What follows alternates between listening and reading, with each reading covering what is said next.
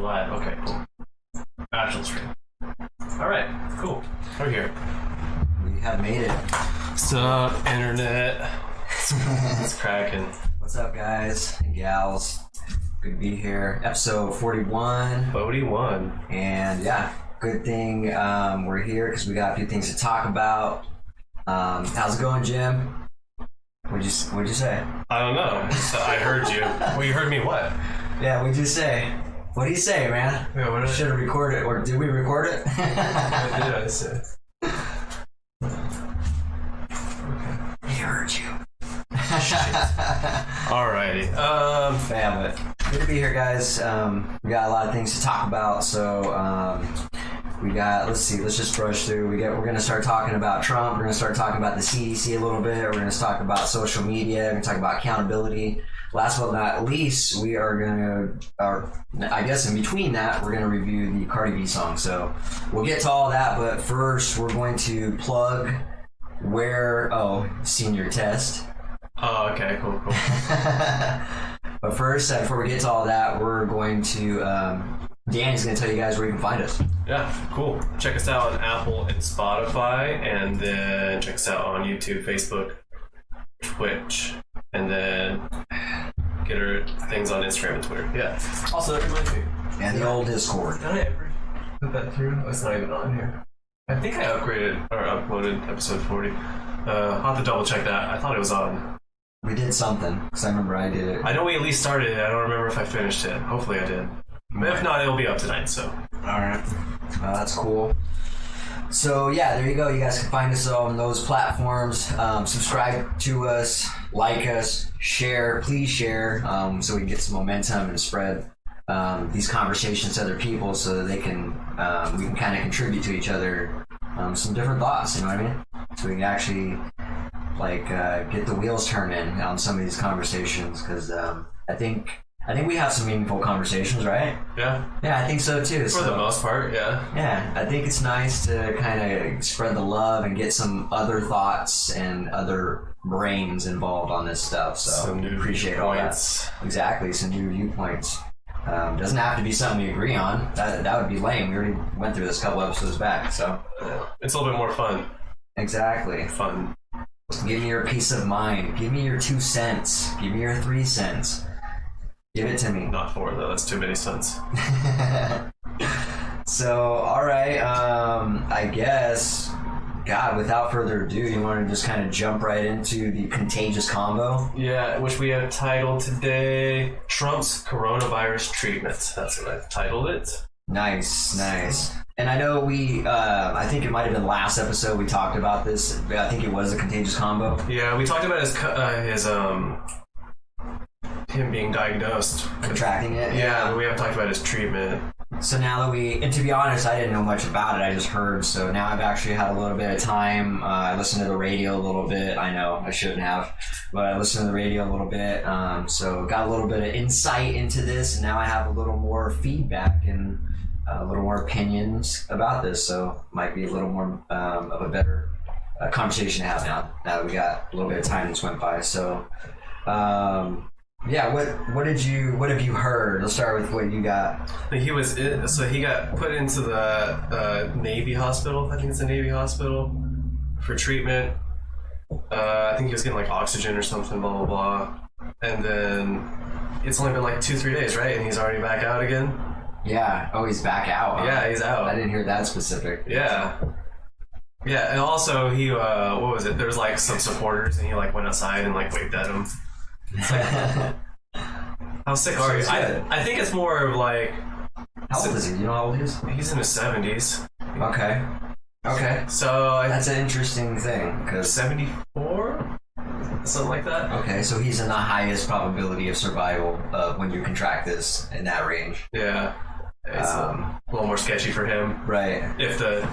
But he probably recouped the quickest out of anybody we've heard of, probably. Yeah, well, I think it might be two things. I think it might be, like, he's the president, so he's going to get the best treatment available. Yeah. There's that. Also, he might just be trying to save face and be like, I'm super strong, and, like, trying to put on a facade that he healed faster than he is. He might still be, like, sick, so. Yeah. Okay, so Jim said he got 2 experimental treatments and aren't even on the market. I did hear that. I forgot the name of it. Yeah, I believe that, so. Oh, yeah. Why wouldn't you? If I had access to it, I would too. He's the fucking president, so. Absolutely. Yeah. So. What are your thoughts? So my thoughts is I did hear that. So I heard that he basically he made a statement, and in that statement he said, "quote unquote, don't let it determine the way you live life." And so you actually probably like that quote, huh? I actually really do appreciate that very much. I was surprised he said that, considering the ups and downs he's went through with this. But yeah, exactly. I heard one of them was a steroid treatment too. But yeah, I appreciate that statement because you already know me. I'm leaning towards it being real, but it's just exacerbated. It's over dramatized, and it's not as imperative.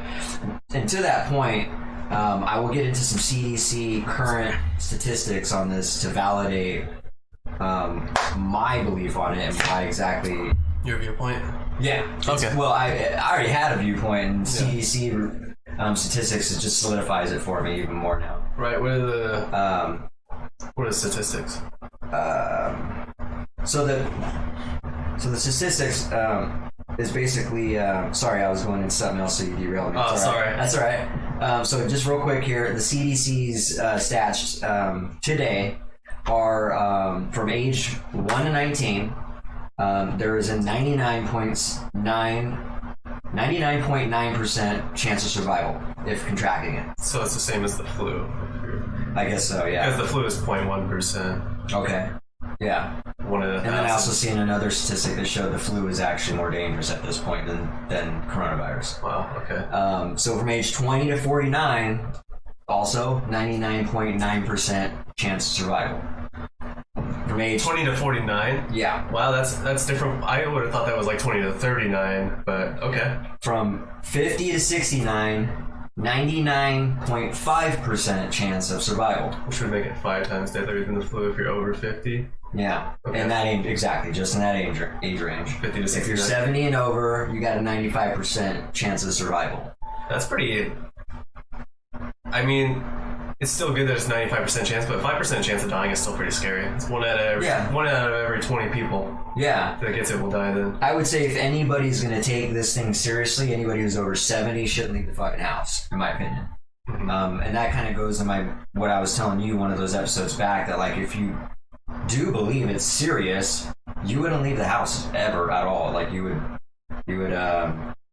call whatever those businesses that bring groceries to you and all that shit. Like you would only leave when you had to. You'd hardly ever get out of your vehicle. That was me when the coronavirus first started, but like yeah, you had the fear put in you, dude. Oh man, it just messed with my head way too much. It's like at one point I had to realize that like I was gonna lose my fucking mind, which is just as dangerous as getting physically ill, you know? Yeah, but would you argue that you actually thought it was as serious as you were actually handling it at the time? Or when it started diminishing, did you question yourself, or are you still up there? I'm not still up there, but I did think it was much more serious, and you probably don't now, or do you?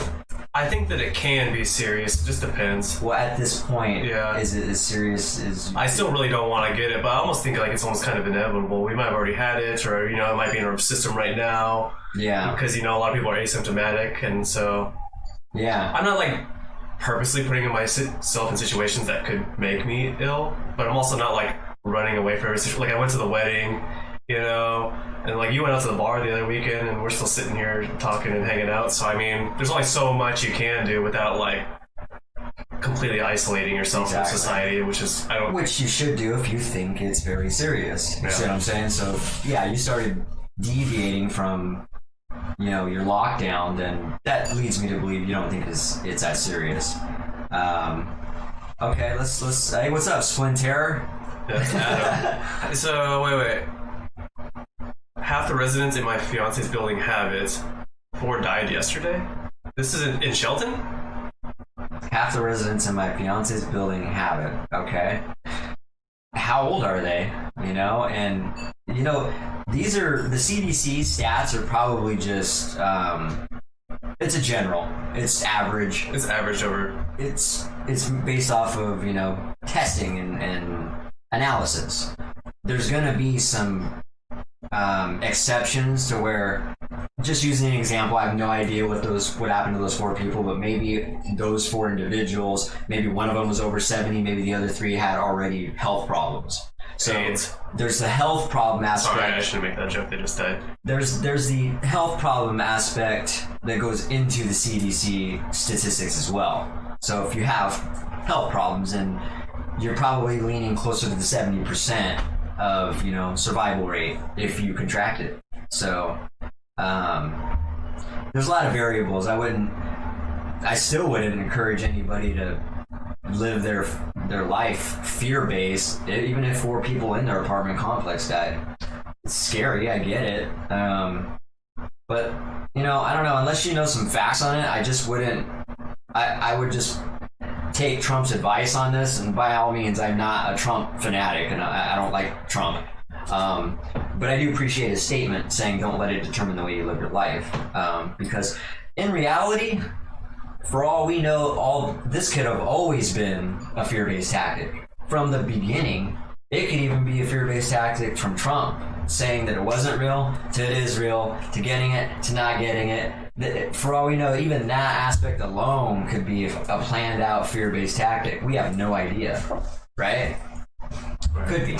I'm not saying it is. I'm just saying there is a small percent of, Could be. Let's not put it past the government, and because if you believe in aliens and that kind of conspiracy, which I do and I think you do, it's not far-fetched to think that something that simple could happen, because that's just wordplay. It's easier to do wordplay, but it's actually harder to hide UFOs and all that kind of shit. So it's not that far-fetched to think, but it's a probability. But I tend to believe that, me personally, it's just not that serious for, just based, I'm going to go ahead and just lean towards the CDC. For the vast majority of people. For the vast majority. I get it. It's an average thing. We understand that, but, we should operate on average statistics, not think of the worst case scenario. If you think of the worst case scenario and you want to live your life like that, I think... It's not really... You guys are, getting so obsessed with Trump right now. We're just talking about the message that he said, not him as a person. I haven't even been paying attention. Let's address this.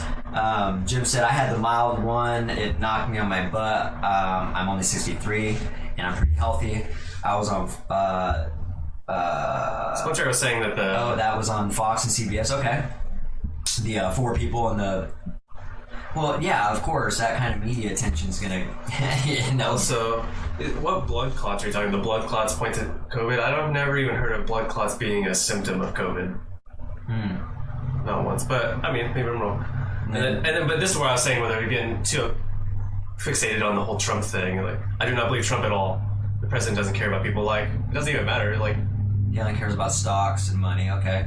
And that could be true. We're not even talking about, something he's saying where it has to be credible or not credible. He's just an idea. You know what I mean? It's just a statement, exactly.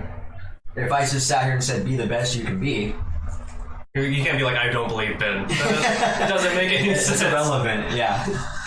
So, exactly, we're kind of talking about 2 separate things at the moment. And so I was just pointing out here's another example of how silly this is. Governor Jay Inslee here in Washington basically just put a release on, I don't know what you'd call it. I guess he lifted up some of the restrictions. Not by much, but for instance, instead of 5 people being able to sit at a restaurant table, now 6 people can sit at a restaurant table. How fucking stupid is that, and how irrelevant is that? What are the statistics that are backing that up, saying 5 people is completely unsafe, or 5 people is completely safe, 6 is not, and then now they're saying, okay, 6 is completely safe now. These are stupid. That's the definition of arbitrary, in my opinion. People are just out there casting whatever they want, making shit up. Yeah, let's address what my grandpa said. He said some kids have passed. Some people that got now have COVID-related problems now going forward. But that's true of any disease. If you talk about the flu, we should... If you feel that way, because kids have a very low chance of dying from coronavirus, where they have a high chance of dying from the flu. So in that, if you're going to use that as an argument, shouldn't we always be wearing masks all the time? Because flu comes around every single year for the majority of the year, right? Isn't it from like September till like April? Yeah. It's like the flu season is longer than the season where we don't have the flu, and it kills like up to 60,000 people a year in the United States. Yeah. That's a lot of people over time. Over 10 years, that's 600,000 people. And the statistics are showing right now that the flu is more deadlier than the coronavirus. I mean, I don't know if that's true, but all I gotta say is, if you're worried about kids passing away, we should also be worried about the flu and shit like that too. If we're gonna, if you want to believe the CDC's analysis, and we have already kind of went into the whole, do we believe everything the CDC says? I'm right? not sure. There's a possibility that they are deceitful because they, like I said, they have been taking money from big pharma, and so they might have an agenda. But if you ask me now, like I need to believe something. I need some kind of guideline and some kind of a measuring stick. I need something to be measured, and for now, that's all I have is the CDC. Yeah. Okay. He said we should worry as much about the flu. In my opinion, I agree. Actually, when I go around and people are just like haphazardly running around, like my biggest pet peeve is like when I go to the store to buy food and the cashier is like sneezing and sniffling and like, oh, I feel like shit, but I'm moving to work anyway. I'm like, fuck you, dude. I know. I don't like that either. Like, that pisses me off. I'm so glad that like they can't do that now because of COVID, but like that shouldn't have been the catalyst for people like being health conscious and sanitation and washing your fucking hands, not going to work when you're fucking sick. I wonder when I'm gonna get the flu, because I've literally known, I mean, one of the manufacturing places I went to, like 5 people called in sick on the same day. Well, recently? One of my employees called in sick for 2 days last week. Today one of my employees called in sick. It's going around, so but yeah, I don't know, I'd like to think I'm pretty healthy, and I don't know. I don't get sick too much. Last time I got sick was last January, and I'm pretty sure that probably was COVID-19 because it was pretty brutal. But we'll see. If it was COVID-19, I should be. My immune system should have just skyrocketed, and I should be impervious to everything now. But it's a thing. All in all, is there's a huge fear-based, whether it's true or not, the fear is being put into us. And it's furthermore being propelled by the people who are scared. Some of you guys are some of those people. You're very worried about it. How's Alan feeling now? Good. Oh, he's fine? Yeah, he's great. He's working today. Did he have the flu or what? Bright-eyed and bushy-tailed. He probably didn't get checked, right? He probably didn't get checked, no. He just had the snivels and said he didn't feel very good. Had a cough. So Jim hasn't got sick since malaria in 2016. There you go. Nice. See, that's what I'm saying. You might have just really solidified that immune system pretty good when you got that. That's what they say, right? Once you get immune to it, you're less likely to get as sick. All right, well. But yeah, those are some of the stats now. But now that you guys have actually heard the CDC and the statistics, I mean, really, the only type of people that should be really worried is people over 70, and still it's only a 5% chance. I know that still could seem like a lot to some people, but again, if you're over 70 and you really believe it, I would not leave the house. I would have people go do things for you. Unless you absolutely need to leave the house, unless you go for a walk to get some fresh air, but out in the woods or away from people, it's probably the only way you should, leave the house. But I don't think. I mean, basically all the way age from 1 to 49 is 0.1% chance of getting it, and then 50 to 69 is 0.5% chance of getting it. So it's an extremely small percent. I mean, that argument can be used for almost anything in life, really. Like, you have 0.1% chance of fill in the blank. Getting hit by a car. You know what I'm saying? Yeah. Random things that almost you have no control over. This you for the majority have control over, but again, that argument can be made for all those things I just said again. You almost don't have control over it. Exactly. I mean, the only way you have control over is if you live by yourself, and even then, you don't have that much control. Like, what were they saying? Like, so many people from Amazon had working at Amazon. I seen that recently, like a news article saying that a bunch of people from Like the Amazon workers had COVID-19. Really? So they were running around delivering packages with COVID-19. So that's crazy. So even if you get your shit delivered, you still have a chance. I mean, it's probably much less likely if they're putting it on your doorstep and you're like washing your hands after opening the box and then grabbing your shit, which you can do. I almost hate hearing those stories because it just plays into the fear. Well, actually, you know what? It kind of made me feel better because I've been ordering shit off Amazon this whole time and haven't gotten sick. The problem with that is it's really not measurable. Hearing a statement like that, like, okay, let's just say 30 Amazon employees got... How are we ever going to know this? How could we measure it as a human being hearing that? How could we actually... Unless we actually heard a testimony from those 30 people, we're led to either put our trust in it and believe it ourselves and play into that fear and keep propelling that message to the next person, or not believe it. Mm-hmm. That's why we need some kind of... we need a starting point. We need some point of reference. And that's why I would say the CDC is good for that. You know what I mean? They have some statistics and an analysis on this, rather than someone saying, yeah, Amazon just reported there was 30. Who knows? Amazon could be getting paid to fucking spread propaganda. We have no idea, dude. And again, that's not even far-fetched to think that. It really isn't. So yeah, there's a lot of things to think about. Ultimately, anytime that fear is being put into me, I always gotta question it. And so I'm not just going to immediately go into retreat. I didn't do that certainly when I heard this. My business did not shut down. I was one of the very few businesses that actually doubled down on this and was doing 3 times the amount of appointments I was doing because I put in 3 times the amount of advertising money out there as well. Like, I did not go into a fucking corner. And I'm the busiest I've ever been now. This is the best year I've ever had. And I've also tripled my revenue. And so... It benefited me that I did not get scared about it. So, I'm not saying it's not real. I'm saying at this point, I do think it's real. And the statistics show how real it is and how scary and how scary it is and not, basically. But yeah, I thought it was pretty silly that Inslee passed that, raised the amount of people that could sit at a table in a restaurant. It's silly. 5 to 6. And again, that goes for them too. If they thought it was even slightly serious, they should just shut down the fucking restaurants. You know what I mean? That leads me to believe that they don't think this is as serious. Dude, I think that's fun. You know what's really silly is, like, you just bring that up, is like going to the mall and having everyone in the food court with their masks off eating. It's like, what the fuck? What's the alternative? Taking a mask? No, I'm just saying, like, why is the food court even open? Exactly.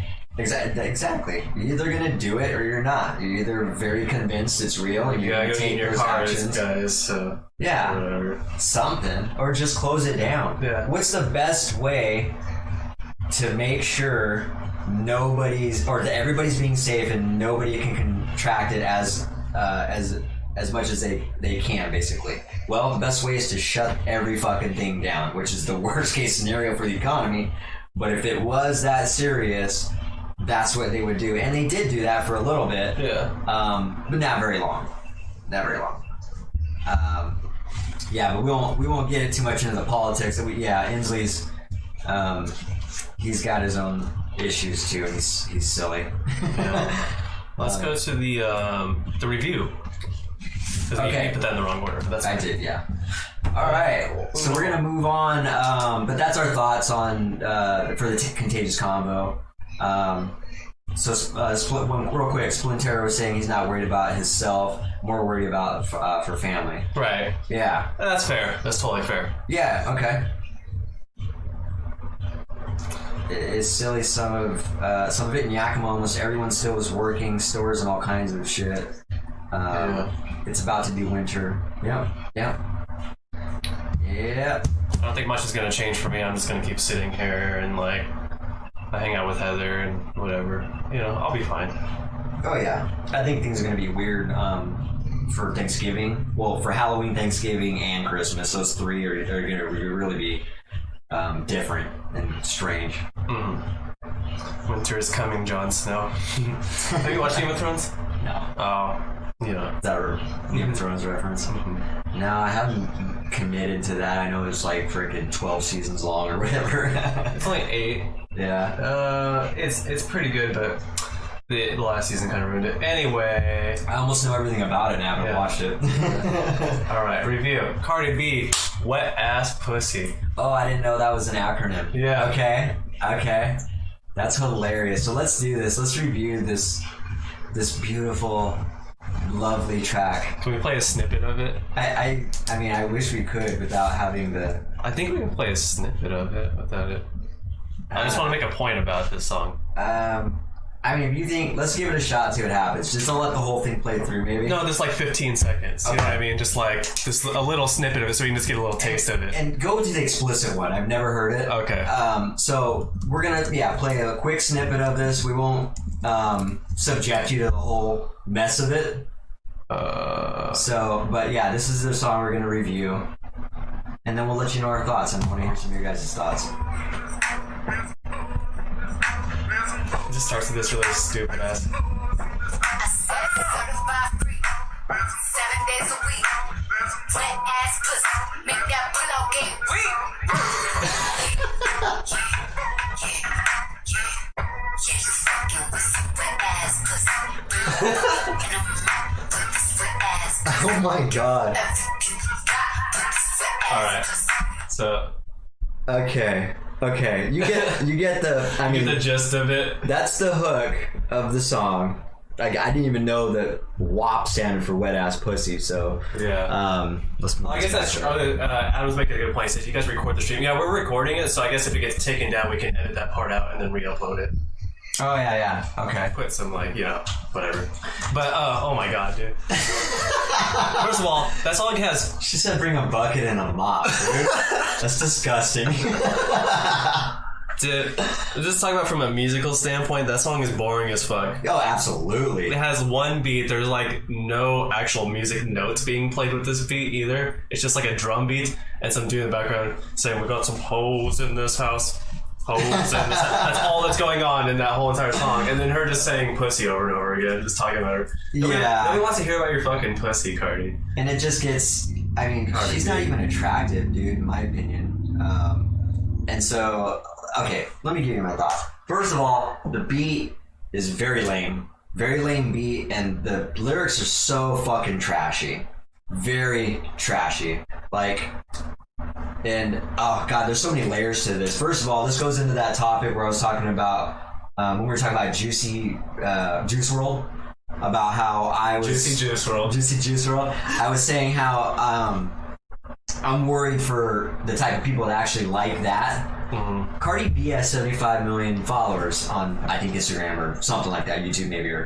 And so it makes me very concerned that that's the type of shit people are looking up to these days. Not only is it trashy, but just a message is being sent. That song gets radio play. I've heard it on the radio. Obviously, there's a lot of cutting out, but you could do the math when you hear it.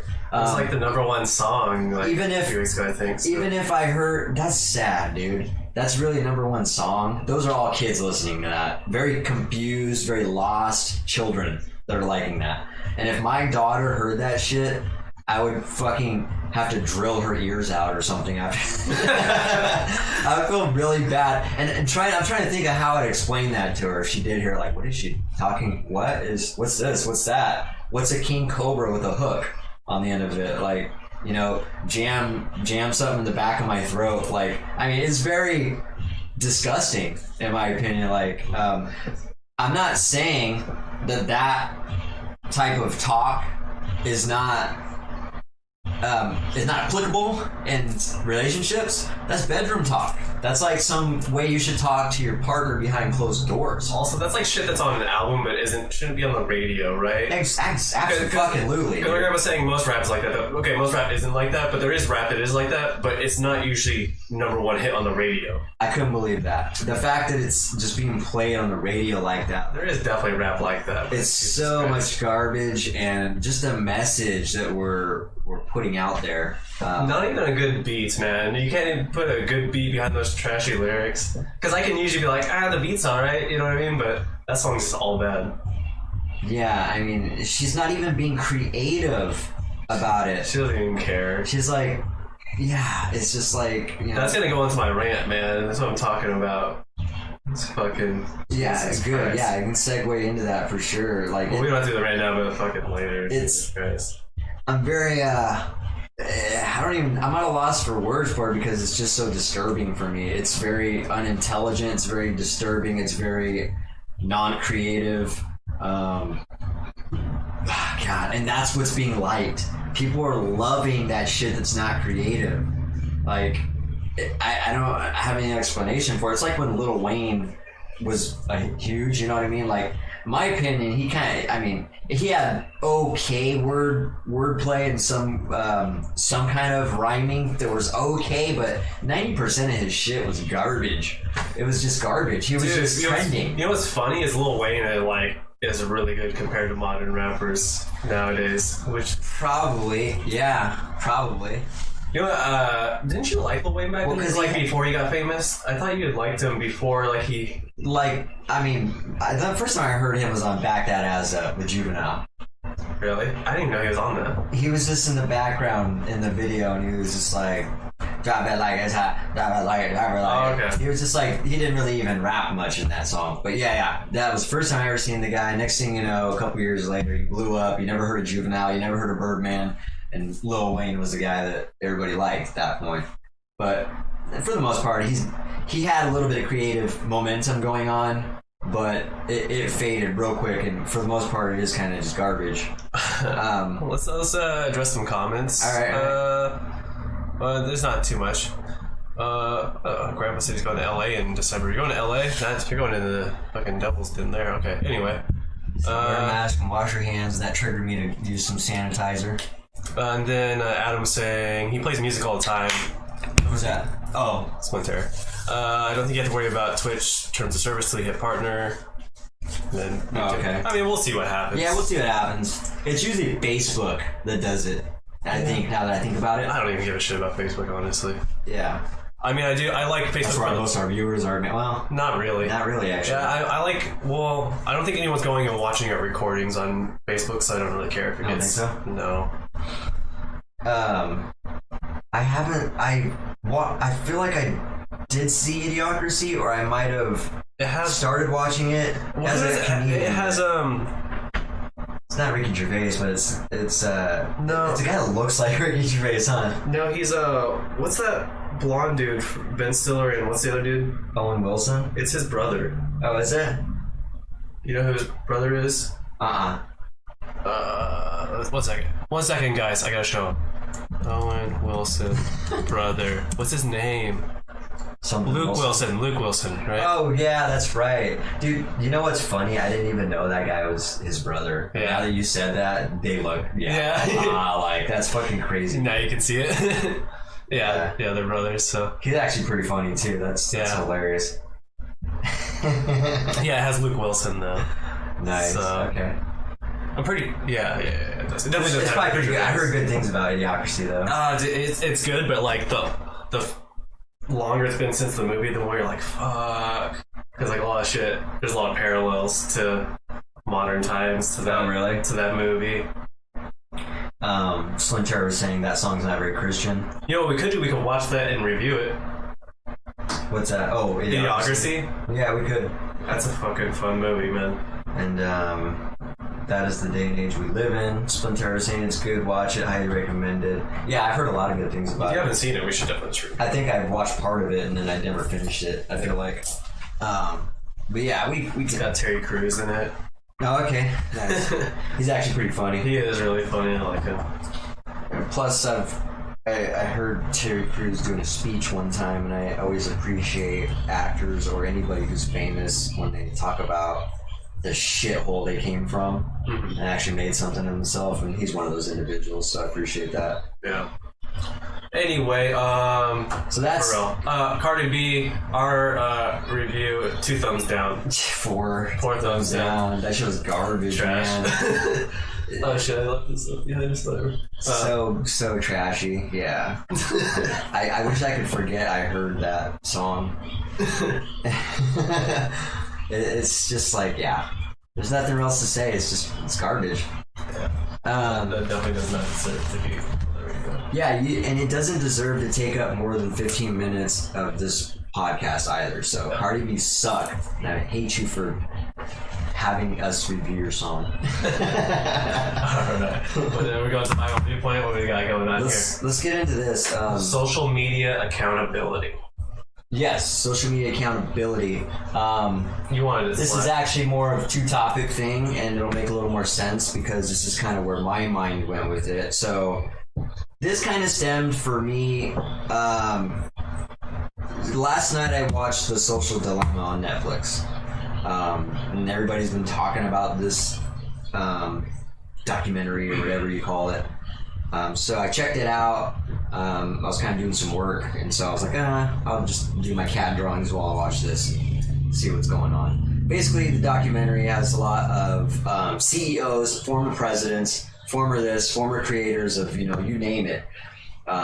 Dude that created the like button on Facebook, dude that created Pinterest, dude that created Reddit, dude that created all these big name dudes, right? Mm-hmm. That work for all these companies, Google and Amazon and all these, well, not Amazon, but the social media platforms. And they're all talking about, the message is basically how damaging social media is. And how we're going to be destroyed by it. And there's just a huge message on that of fear. And so let's just go into what I think about it. So the question is, all in all, is social media doing more harm than good? I would say, on average, in general, yes. But I also don't think it's social media's fault. Those platforms are not to blame. I think they have a small sense of accountability. But this is where it gets into accountability for me. It's very subjective, that statement, saying that it does more harm than good. It's subjective to the individual who's actually how they receive these platforms, how they use it in their life, how they let it own space in their head. And that can be said about a lot of things, but we're talking about this right now. So yes, I would agree on average it's doing more harm than good, mainly because it's targeting the younger generation who is weaker minded. But it's also targeting the adults too. So I think just in general, on average, and that's why I say there's a small sense of accountability, because it's getting used by children, but that can be regulated. That can be fixed if kids. Let's just say we put up hypothetical laws saying you got to be 21, kind of like a movie, like a rating. There should be ratings for social media, maybe like social media. Like Facebook's rated R. You got to be 18 to watch this or something. You know what I mean? That type of stuff. But 18's too young still. Maybe you should make it 21 or 25 or something. But these are just examples of what I'm saying. And so, but basically what I'm saying is it is not the platform's responsibility. So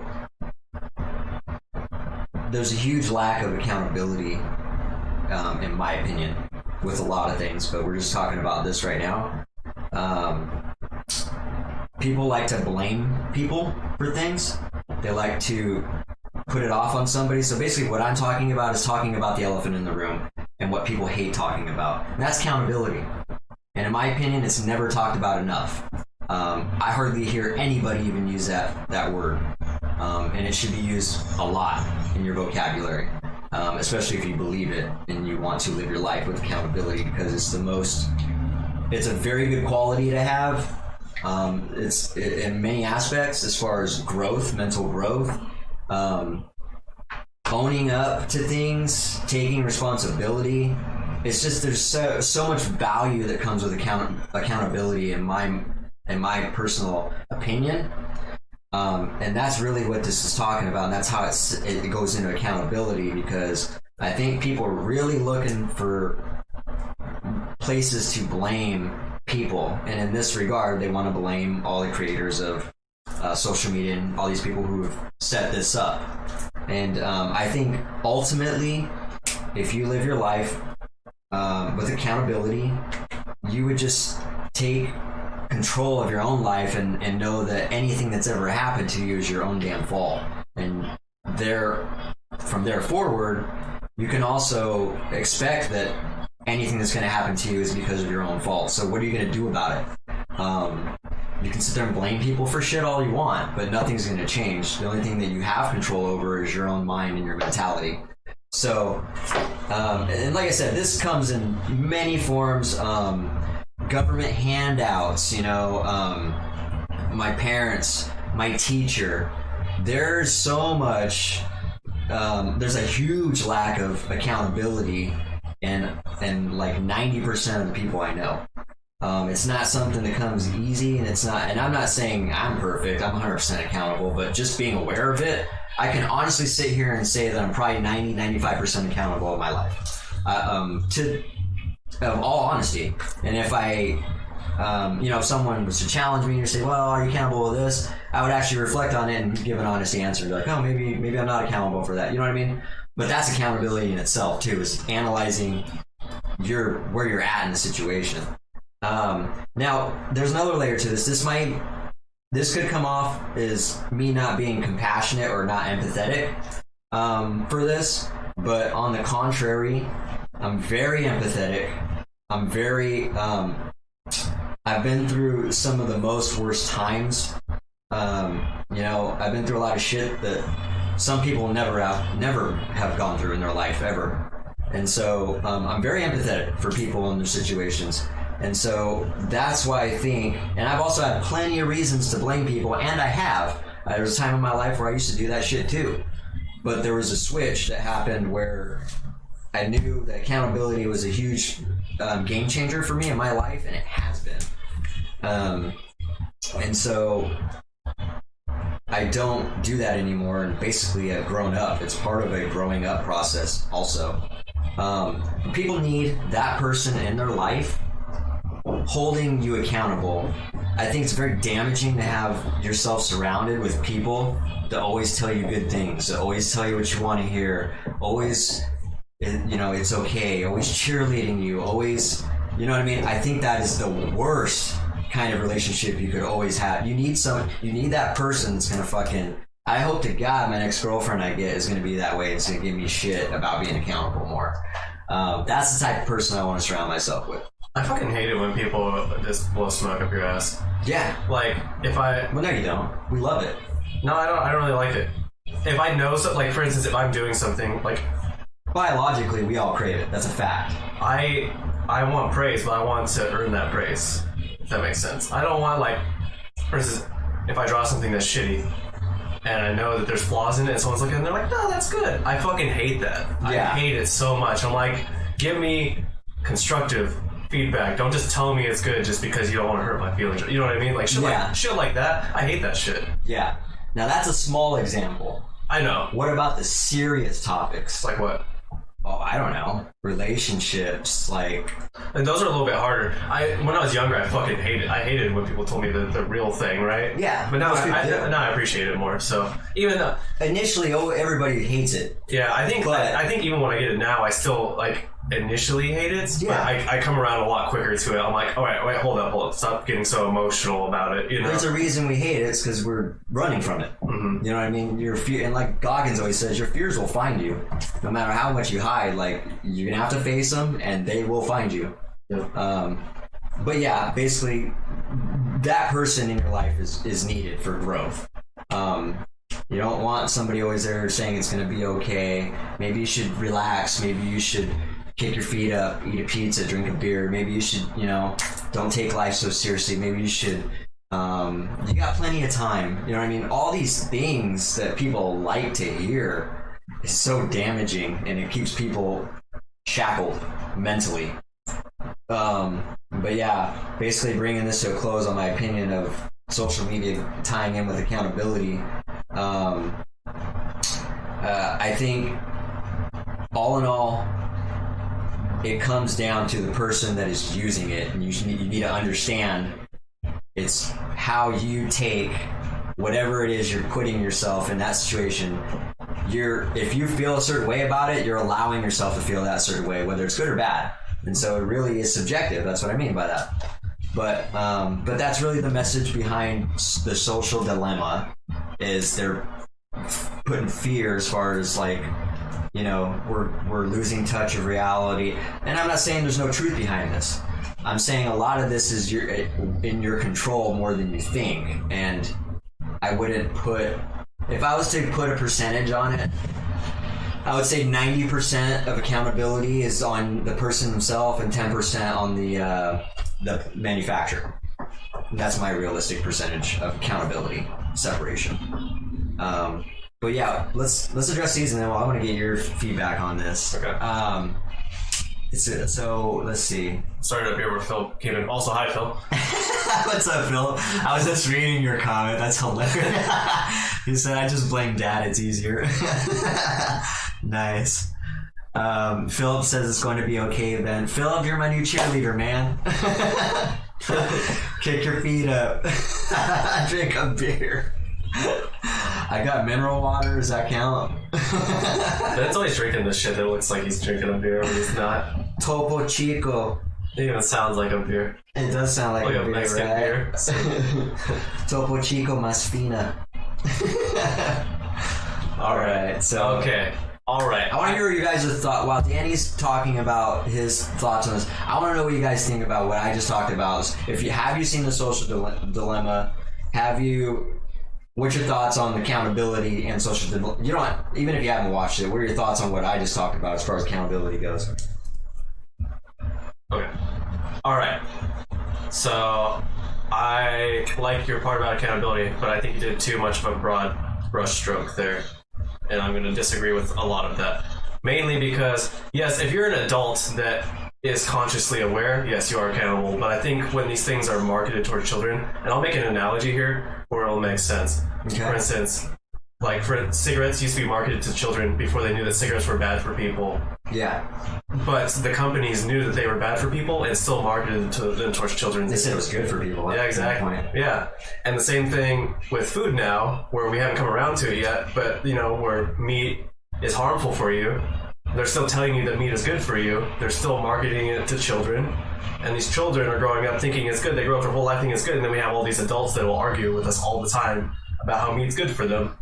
And I think it's the same thing with social media. That now that we know it's bad, these companies know it's bad, but they're making so much money off of it, and they're still marketing it towards children, that they should be accountable for that, just like the tobacco industry should be accountable for what they did to people. You know, the meat industry, animal agriculture should be 100% accountable for what they've done. It's like if the company doesn't have ill intent, then, you know, and they have like a disclaimer like, hey, this is addictive, this could be bad for your brain. You know what I mean? Or like with food, this could be bad for your body, or tobacco, this could give you cancer and kill you. If they give you a disclaimer and then you do it, yes, then you're 100% accountable. But when if you're uninformed, no one has informed you that it's bad for you, and like if it's marketed towards children, the children they don't have that cognitive function to have those thoughts on their own. You know what I mean? So yeah. If these companies are marketing it towards children, I said that, so I agree with that. But I get what you're saying. But I think we need to have more disclaimers on it. And these companies know that it's bad. They know that their product is bad, and they're not doing anything about it. There's no disclaimer. Like, when's the last time you logged on Facebook and it's like, hey, this product is addictive, just so you know. You might want to, like, only spend 15 minutes on here. Yeah. They won't do that. YouTube won't do that because they make money off of you from doing that. It's basically like you're going out, it's like gambling. Like, they're, like, hijacking the dopamine in your brain, right? They're not telling you it's addictive. We know gambling's addictive. We know drugs are addictive. Yeah. But most people don't know that, like, I mean, they kind of know that social media is addictive, but they might not know that it's actually bad for your brain. You know what I mean? So, but like, grandma spends too much time on the phone, but they might not be like, oh, that's destroying her brain like drugs would do, you know? Yeah. So that's kind of where I think, yes, you should be accountable, but you can only be as accountable as you're knowledgeable in the subject, right? So if you don't know something bad for you, you can't be accountable for not doing it because you don't even know it's bad for you. You know what I'm saying? Yeah, I see what you're saying. Are we talking about adults or children still, or just everybody? Well, I think with the social media, it's so new that adults should be a little bit more accountable. I'd say they don't get the pass. I think that you're. They don't get a full pass. And part of the reason is because they were targeted as a child. and grew up with that. And Yeah. agriculture is a great example of that because they're born into it. And in order for somebody to change their lifestyle, they got to make a huge conscious effort. Yeah, but how many adults do you think know the science? Like, you probably don't. Did you were just learning about some of the scientific things about dopamine and what social media does to social you? media? Yeah. I can put two and two together. Yeah. I know that when Yeah, I but- spend 20 minutes on something, Yeah. But I know that's bad. Here's the thing that I disagree with that you say is like you think everyone should be accountable, but I think that you are above average, and then trying to have, you know what I mean?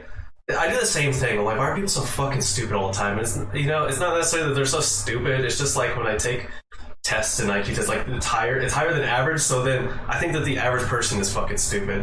And it's obnoxious. Yeah, so like there's more unintelligent people out there, absolutely, than average. But I'm just saying you're above average, so trying to hold everyone up to your standard is like kind of a bad idea, I think. No, I'm not doing that. You interpreted it that way. Maybe. Because I came up with solutions. Like, for instance, you were talking about how... So let me verify first. Yeah. These are your beliefs. This is not devil's advocate. This is your firm belief about this. Some of it's devil's advocate, but then also some of it, my belief. I think that the companies. So if the company knows that their product is bad, they should have a disclaimer that their product is bad for you. Yeah, They should 100%. I agree. And then from there, I think then the accountability gets passed off to the consumer at that Absolutely. point. But I'm thinking if they don't give you a disclaimer and you don't get taught that, how are you supposed to know that? You know what I mean? Is everyone out there supposed to be researching all the time? Most people aren't even taught to research all the time. Most people are taught to believe everything they hear. It's like grow up and they just believe everything they're. Most people aren't taught a lot of things like accountability. I know, and so who's accountable for them not learning that? Is our government? Is the parents of those people? Like, Yes. right? The parents, yes. Yeah, but you see, you're saying the individual should be accountable, but how are they accountable when they don't? That thought hasn't even has been to put into their brain. I know. That's what I'm saying. It has to go- That's why I'm arguing with you. I'm not saying that you saying people should be accountable is wrong. People should be No, accountable. I know. But You couldn't say that's a dumb argument. It's a totally dumb argument. But like some people don't even know how to be accountable. So some people that thought hasn't even like Oh, passed I'm very well aware of passed to that. their brain, or like That's what I'm encouraging, is people Exactly. to be more accountable. And I use examples of people always looking for blame, always looking for government handouts, things like that. They're talking about, stimulus checks, like... So the disclaimer is a great way. Absolutely, it should be no different than cigarettes. I agree. That should be like that. Furthermore, there should be a limit on children. That's a way to solve that. I personally- Because yes, they are targeting unintelligent people and children. The combination of that's probably their huge portion of their users is unintelligent children. Like, that is their huge market base right there. right. And then children that are unintelligent either have to make a conscious effort to be intelligent and make decisions and be accountable, or they're going to turn into an adult that is not accountable. And then they want to keep blaming. I know plenty of adults that are always looking to blame somebody. It's very rare for an individual without someone like incepting their brain with an idea to get up Absolutely. there for them to just do that. I didn't do it till my early 30s. That's what I'm saying. For someone to make that leap by themselves is like really hard. That's why I was kind of doing the devil's advocate arguing. Yeah. You about what you were saying. Yeah. Because you need someone to like put that thought into your brain, like, hey, you can grow. Hey, you can you can research. That's these kind of things. what I'm doing. Yeah, exactly. This is a platform to do that, and so Yeah, I'm doing perfect. it. Yeah. I'm encouraging people to stop blaming and kind of just own shit and stop looking for and also recognize it.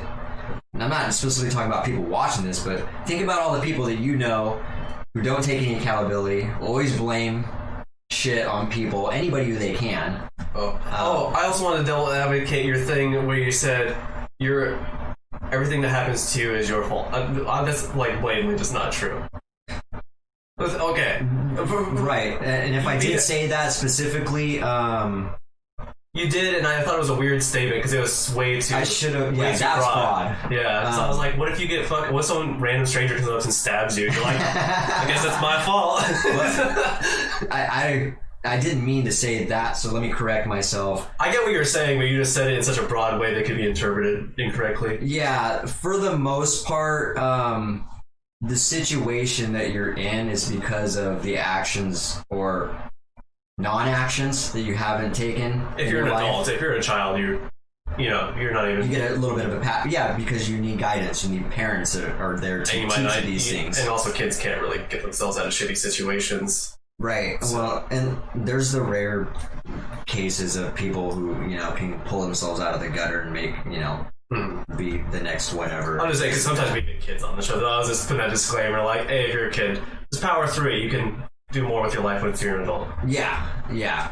I wouldn't spread the message that like it's not your fault to like if there's a child that has had a fucked up life. I mean, I would say it's not your fault, but I would also follow up with I wouldn't leave it there because that sets them up for blaming, in my opinion. I wouldn't say it's not your fault. Kick back. I would say it's your fault. I mean, it's not your fault. It's your fault. It's your fault. You suck. No. Now should have never been born. Now I'm getting my words twisted. I would say it's not your fault, but you do have the power to change the trajectory of where your life is headed. Right, that's what I would tell a kid too. Like, yeah, it's not your fault, but if you want it to change, you're gonna have to do something about it. Yeah, it's not your fault, but you shouldn't live your life from here on out looking for fault. Yeah, I'll play the blame game sometimes, but I don't necessarily. I try not to do it too much. You know what I mean? I might be like, man, that fucking sucks that this person set me back, but I don't think it doesn't. I don't let it stop me anymore. You know what I mean? Yeah. It's more like, you fucking set me back, and now I have to try even harder to get past that another hurdle you put in my way.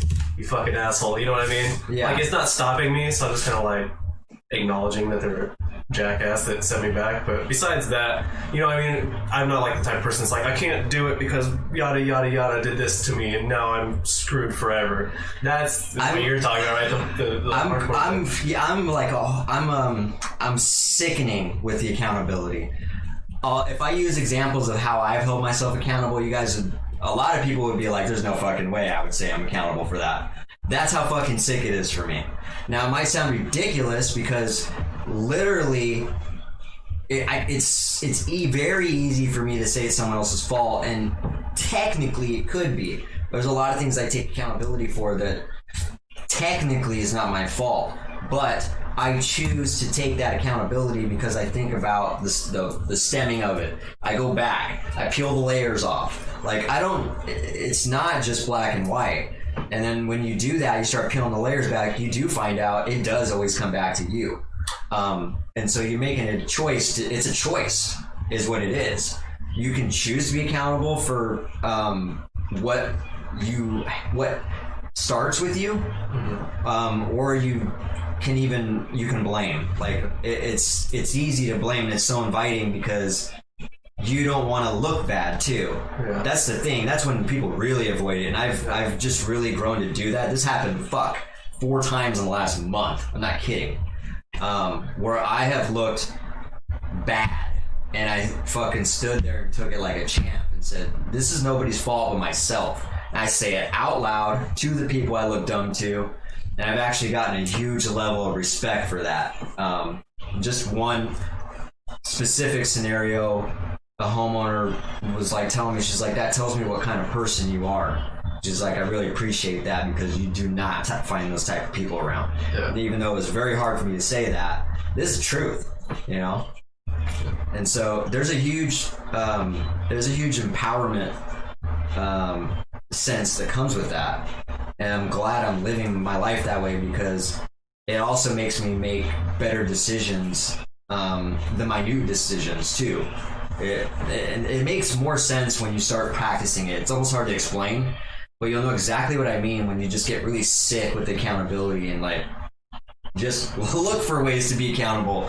That's really what we're talking about, and that's really hard. You're right. That's probably, I'm not trying to say I'm above average, but it could be. I think you're above average. It could be an above average mentality, yeah, and I think I probably am just because I put a lot of... Let's say you've worked your way up to it. Exactly. You started there, but you're definitely there. Exactly. Now, so. There was 32 years of my life where I was, mediocre, normal, and I didn't put much thought into my own head. I was still pretty smart, but I didn't actually get to the roots of the way my mind works and why people do things they do, why I do the things I do.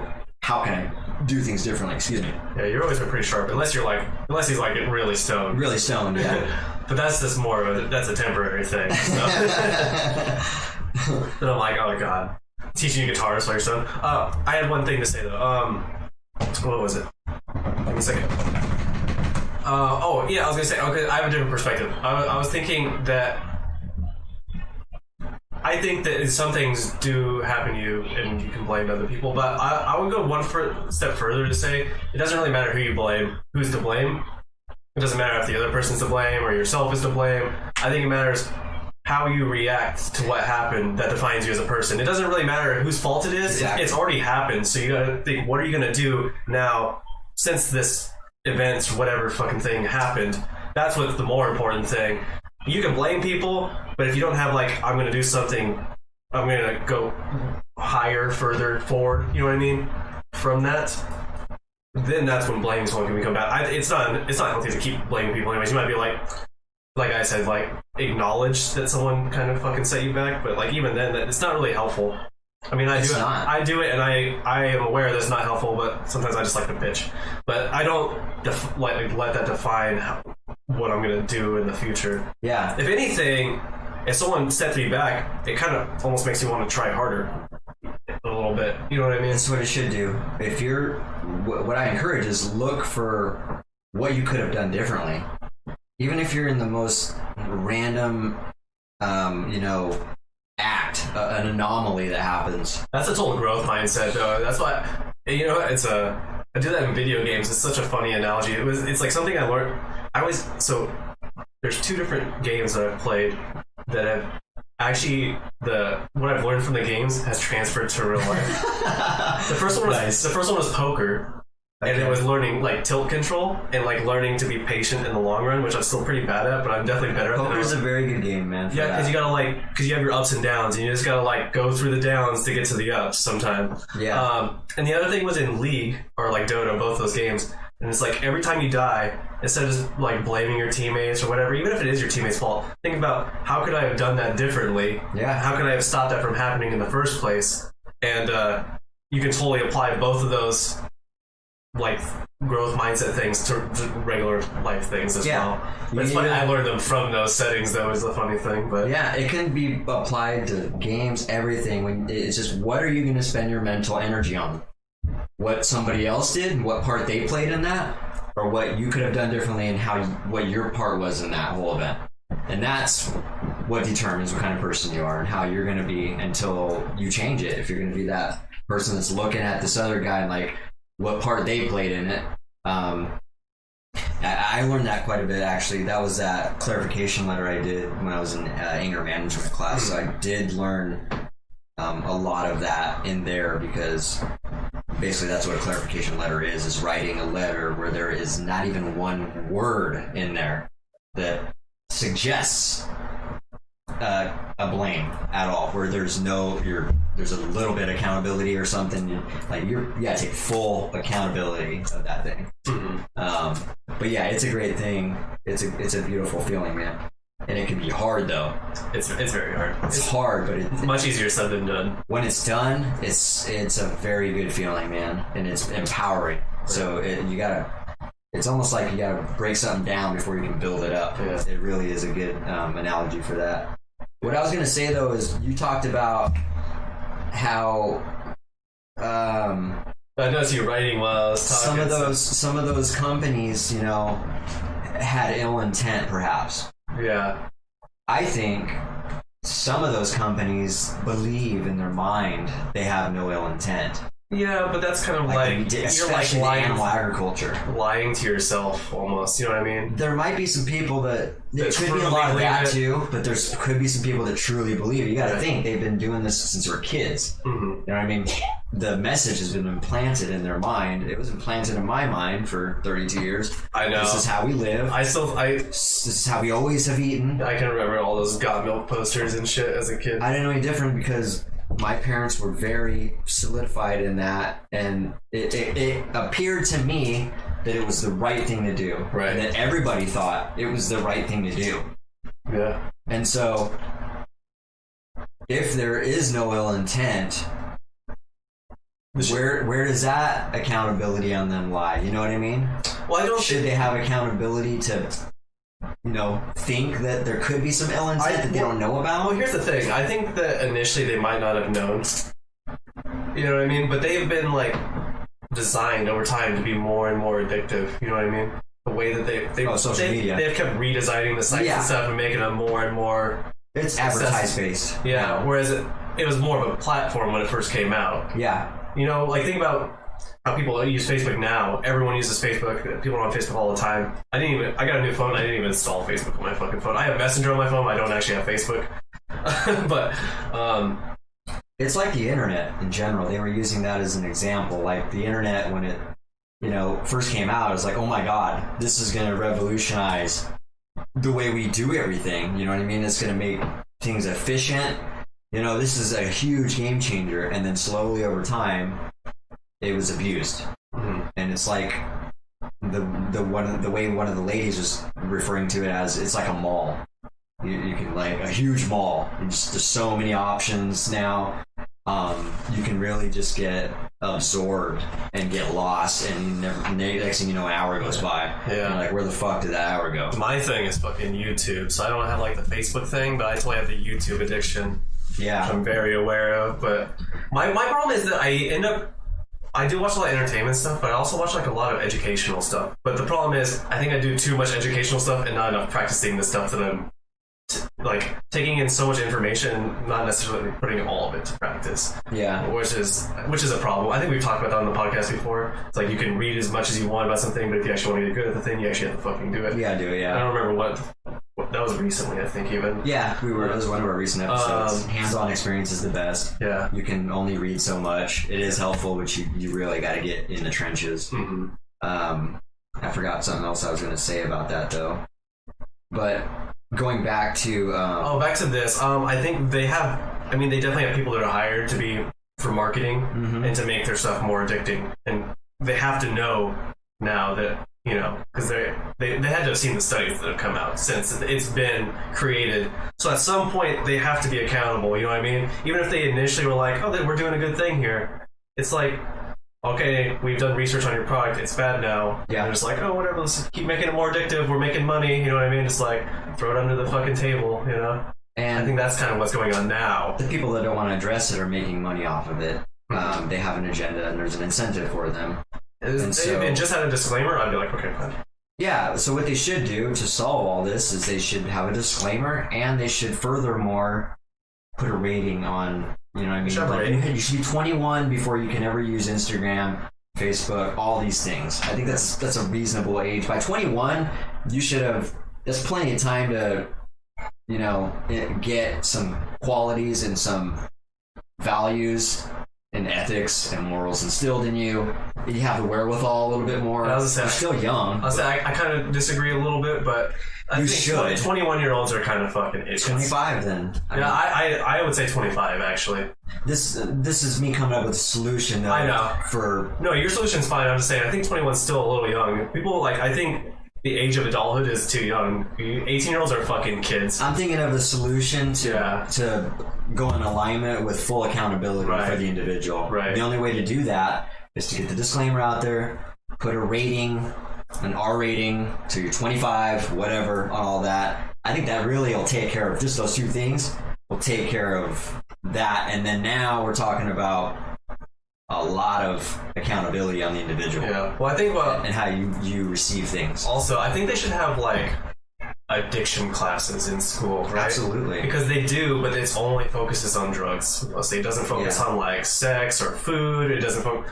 I don't know. I mean, I guess I haven't been in grade school or high school, but do they talk about gambling and sex, pornography? Probably not. Social media? Probably not. They probably only talk about drugs, right? Yeah. So those things should be taught in school. Like, hey, these things are also addictive. They're also bad for you. There's a lot of things that need to be taught in school, man. Yeah, I know, right? School is only valuable to a certain point, in my opinion. That's also another point of my arguing the accountability thing. Is why isn't our education system more accountable?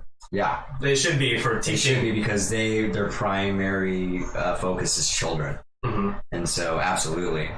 That's why I really appreciate the good parents that homeschool, because if they have the time, because they've taken full control. You know what I've noticed a lot recently is a lot of the times with these newer kids, and a little bit when I was a kid too, is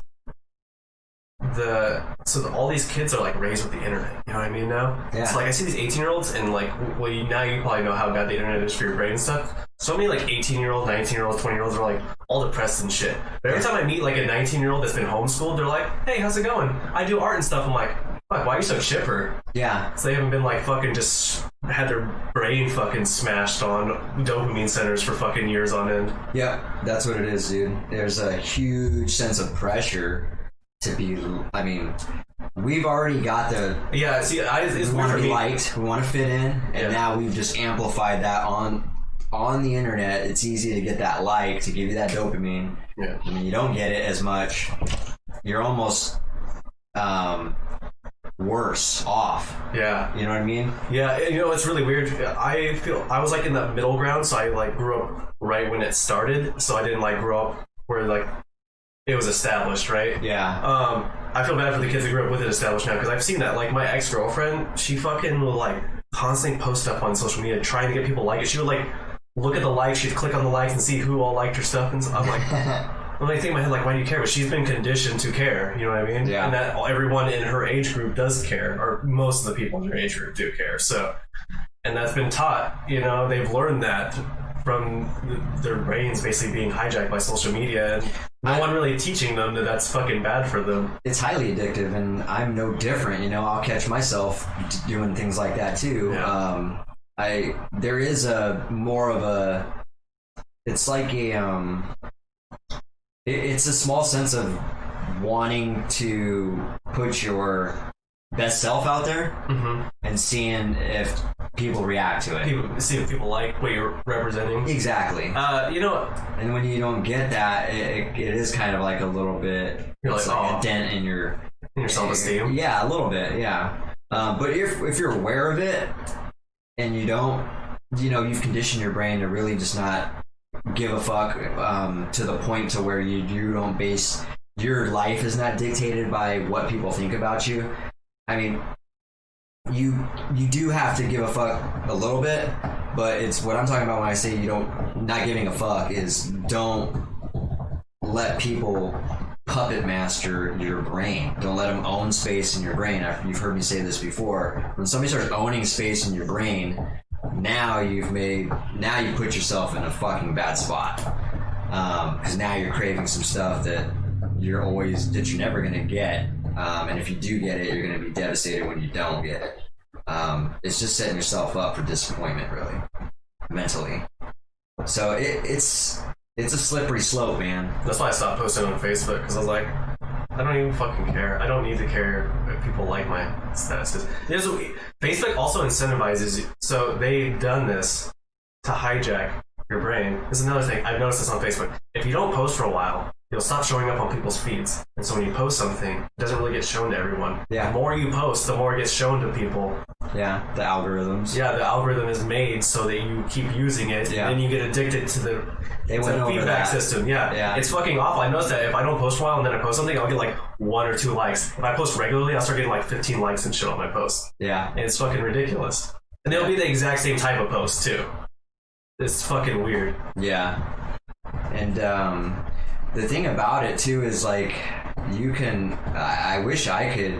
You know, if I was at a point I could just get off of it, I probably would try it. The problem with me is I have 4 different Facebook accounts. I got 4 different Instagram accounts. 2 of them are podcasts. One's a business. I actually got 5. Yeah. And a band. Now I just Which use is a it. business. Besides YouTube, everything else I just use for like messaging and posting my own stuff, and I don't even like really review stuff. So like, for instance, even this podcast, I don't go and like look at the videos and like how many likes, how many views do we got? I don't either. I don't do that shit. Yeah. I don't know, like looking through the comments like We did when we first started though. Yeah. You see what I'm saying? We had that dopamine. Like, you remember that? We're like, holy shit, dude, we got like 200 likes. Yeah. And it felt good. And it's addicting.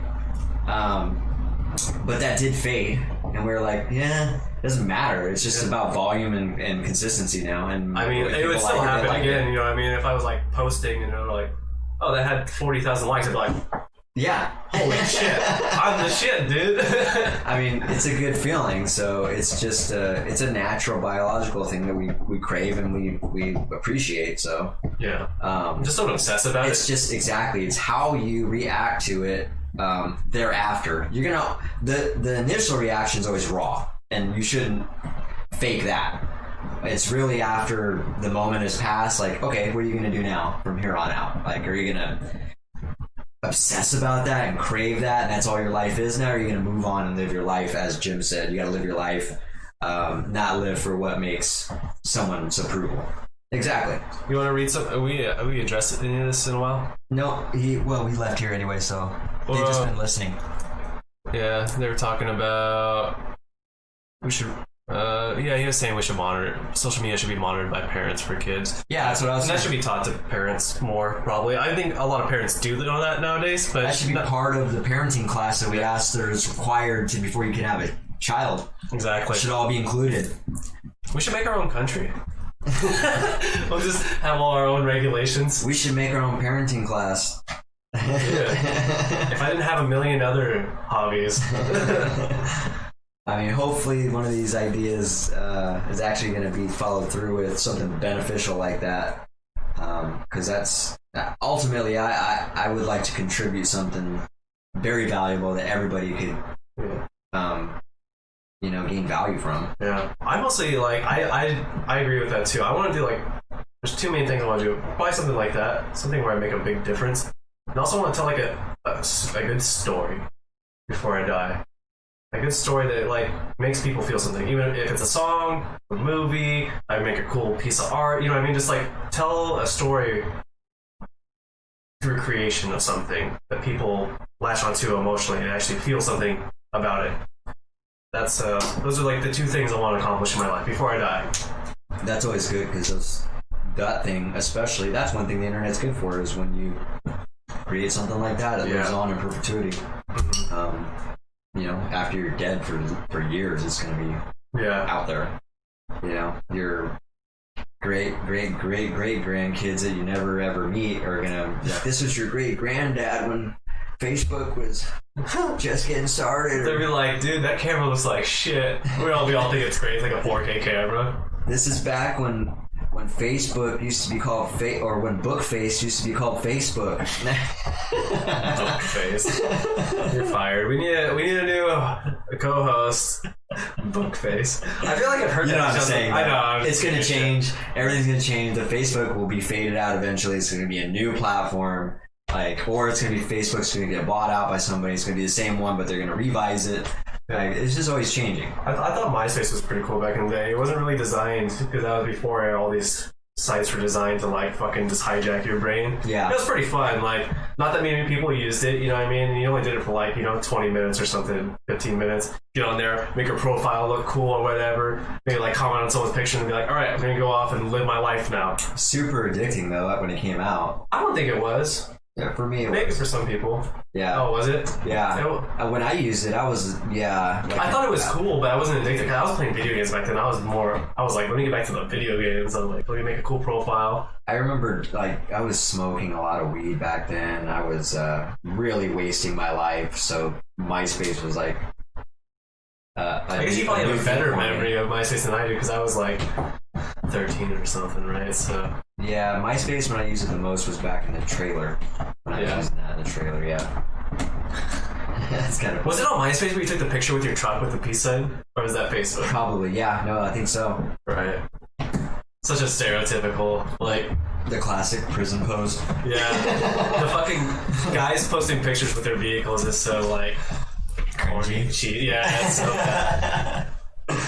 Yeah, I've done some cringy things in the past. We all have. I just think there's that accountability, though. You know what I mean? Yeah. I try to preemptively stop myself from doing. I'm if you ever see me doing what that person's doing, slap me or something, please. All the time to people. Note to self.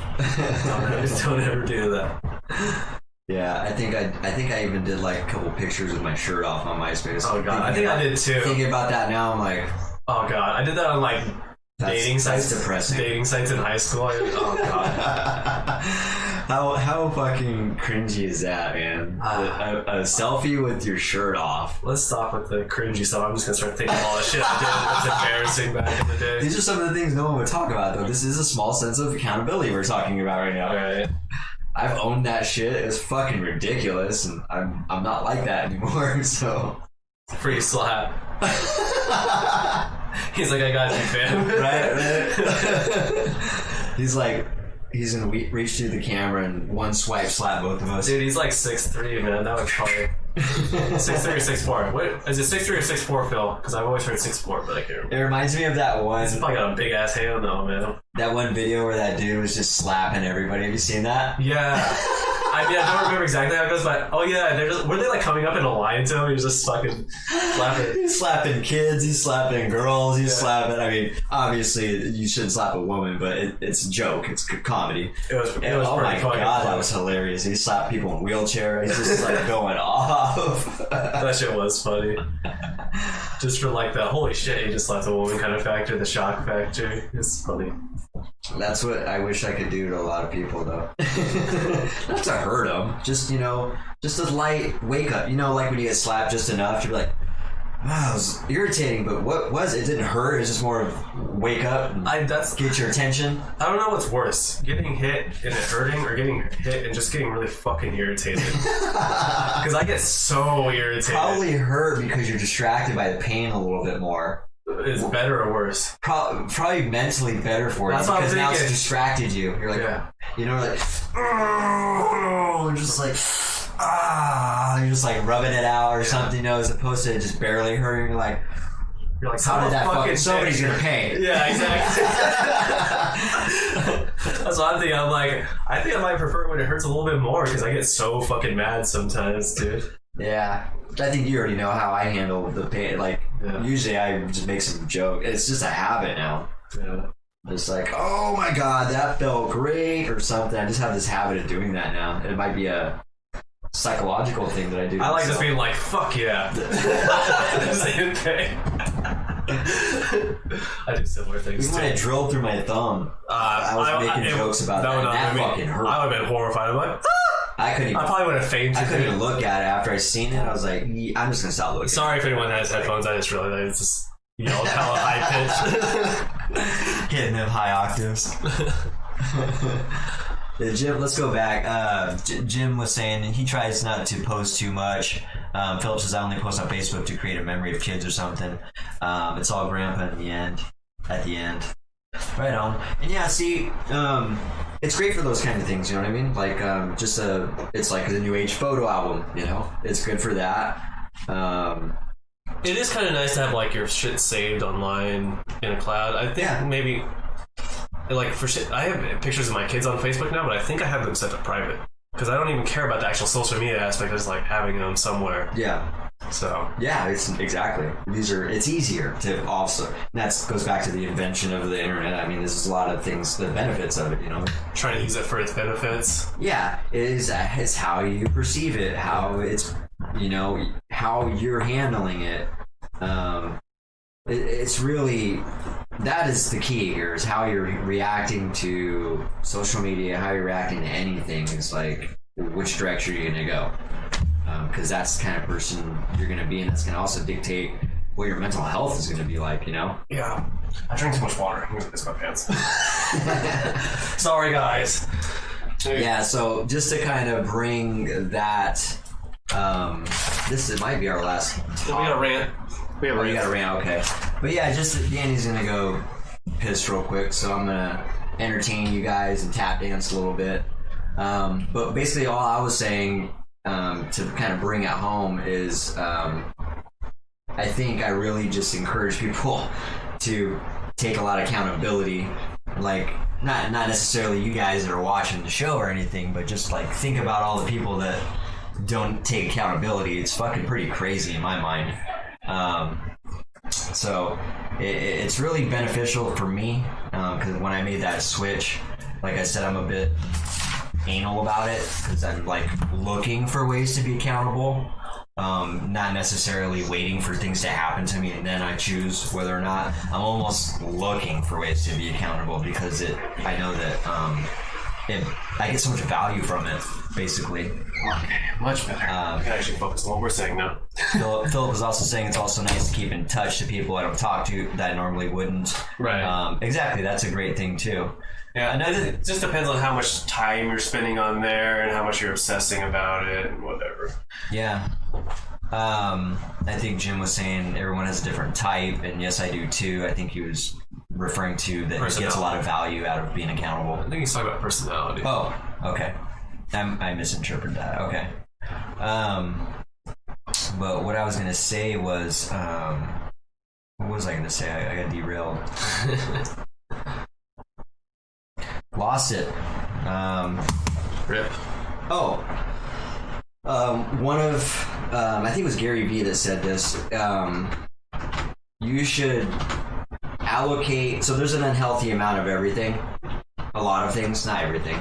But a lot of things can, there can be an unhealthy amount of things, unhealthy amount of food, unhealthy amount of sleep, unhealthy amount of social media. I think I've done unhealthy amounts of everything at one point in my life. Right. And so just knowing where you're at on there and your personality, like Jim said. Sorry. What's that? Okay, I said found some people on there from middle school and such, and Phil said they aren't dead. Oh, that's funny. Yeah, but what one of the things that Gary Vee was saying was that you should allocate a certain time or a certain amount of time that you're going to. You should look to create more than you consume. And so, excuse me. And if you're not going to create much, then just pay attention and regulate how much you consume. Right. If you're not really a creator, if you're like a family person, spend less time on the internet, spend more time with your family. Yeah. Exactly. And that can be interpreted as creating too. You're creating family time. Memories. So, exactly. Just focus on your create to consumption ratio, because it can always be an unhealthy amount in anything. And so that's kind of what we're getting at. It is very addicting. I realize that sometimes I want to get off of the consumption thing. And it's like one more video, then you watch one video, then it's designed that way. You see the suggestion, you're like, that looks interesting, and then you forgot that you were going to get off, and you're like, shit, it's been 2 fucking hours. Yeah, that happens. I mean, I was pretty just understanding though that creating versus consumption, or just the amount of consumption that you're on the media more specifically. If you understand how much time you're wasting, how it's impacting your mental health, how much it's impacting your quality of life, things like that, and your relationships around you, then you can make better choices. You know what I mean? Like, if you understand that, you don't get lost and default to it. Does that make sense? Like, a lot of people don't have any purpose or any goals or motivation, so they just default to watching that next Netflix show and binge watching whatever. Like, I understand now. There was a time, like, I didn't watch TV even for like 6 months. I was just like, I just don't have time for it. Like, I'm hyper focused right now on it. I don't have time to waste, and if I do have time to waste, that time could have been spent on something. Yeah, I stopped playing games before the pandemic started. Because I was like, nope, we're doing school and all this shit now. I started playing again, but I've actually slowed down. But you're on a roll, so let me. Yeah, I was just saying that, like, now I started watching some shows here and there, but I realize I'm doing it when it makes sense. Typically when my brain is completely exhausted mentally. The end of the night. Because there's sometimes I still just take myself to the max, even mentally. Like, I have to sometimes. My list of shit just doesn't end. And so I have to chip away at this, but then now I'm more like, okay, it's okay if I maybe just spend this next hour to watch a show, watch The Social Dilemma, and then go to bed, maybe wake up a little bit earlier, because now I'm going to be fresh, and that time will be better spent early in the morning rather than me trying to fucking stretch it out on this exhausted mental state. Yeah, just to let you guys know, Ben has crazy mental strength. I'm thinking, like, I do like 3 separate things in a day. Like, if I play piano, draw, and like go skateboarding, I'll be fucking pooped, man. I'll be fucking donezo, and you're like going. I'm like, how the fuck does he do this shit?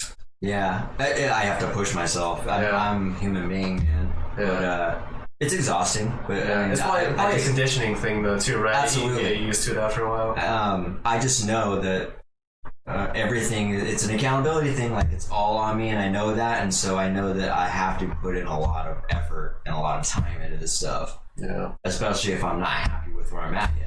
Yeah. That's why I try to reserve video games now for like the end of the night. So I try to get all my other shit done that I want during the day. You gotta understand it's a waste of time. Yeah, exactly. Once you understand it, you won't get lost in it, and you won't default to it so much either. Yeah, there'll be like times. I don't know what to do. I guess I'll play games. Yeah, like the other night, like I was trying to play piano and I was like trying to read the notes, but my brain was so tired it was like just hard for me to read, you know. And I was like, I'm just gonna go play a game or something.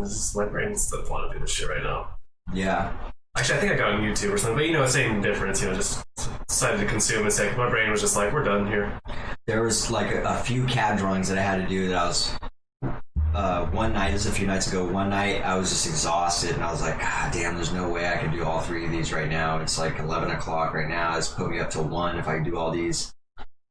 And so I did like 1, and then I tried to get up early to do the other ones, but I couldn't because I still went to bed at like midnight and got up at 5:30 or 6. And and that's kind of how my days have been the last 4 days. This whole week I've gotten 5 hours of sleep. You should probably sleep more. I try. Well, it's the same for your immune system. Yeah, I try, but So it's pretty bad for your immune system to get less than 7. the problem is I have so much to do, and I can't. I can't. I know. I'm just saying. You're talking. I have no I'm choice. just bringing it back to the COVID thing. You're like, I think it's real, but I think I'm fine. It's like, if you get less than 7 hours of sleep, I think you're like twice as likely to get sick. Oh, really? From anything. Yeah. Yeah. I remember my friend's dad. My friend's dad died, and he used to come to work all the time on like 5 hours of sleep and stuff. And he'd be sitting there like, and I'd be like, dude, you should probably get some sleep, man. It's not really good for you. And he's like, I'll sleep when I'm dead. And he died within 5 years of saying that. So, just saying.